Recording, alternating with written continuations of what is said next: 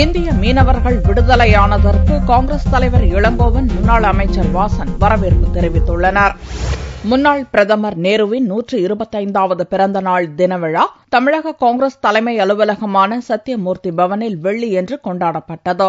அப்போது செய்தியாளர்களை சந்தித்த மாநில தலைவர் இளங்கோவன், தூக்கு தண்டனை விதிக்கப்பட்ட தமிழக மீனவர்களை விடுவித்ததற்கு மத்திய அரசின் அழுத்தம் காரணமாக இருக்கலாம் என்றும், அதற்கு வரவேற்பு அளிப்பதாகவும், தமிழர்களுக்கு ஆதரவாக செயல்படும் அரசை இலங்கையில் கொண்டுவர மத்திய அரசு முயற்சி மேற்கொள்ள வேண்டும் என்றும் கேட்டுக் கொண்டார். தூக்கு தண்டனையிலிருந்து அந்த 5 பேரும் விடுதலை செய்து விடப்பட்டிருக்கிறார்கள் என்ற செய்தியை நான் வரவேற்கின்றேன், மகிழ்ச்சி அடைகின்றேன். இதற்கு இந்திய அரசாங்கம் கொடுத்த அழுத்தம் ஒரு காரணமாக இருக்கலாம் என்று நான் நினைக்கின்றேன். இலங்கை வாழ் தமிழர்களுக்கு தொடர்ந்து பல கெடுதல்களை செய்து வருகின்ற ராஜபக்சேயை பதவியிலிருந்து நீக்கிவிட்டு இலங்கை தமிழர்களுக்கு ஆதரவாக இருக்கின்ற ஒருவரை பதவிக்கு கொண்டு வருவதற்கு இந்திய அரசாங்கம் நடவடிக்கை எடுக்கும். ஆழ்வார்பேட்டையில் உள்ள தனது இல்லத்தில் நேரு பிறந்த நாளை கொண்டாடிய வாசன், இந்திய மீனவர்கள் விடுதலைக்கு வரவேற்பு தெரிவித்தார். மீனவர்களை இலங்கை அரசு விடுதலை செய்திருப்பது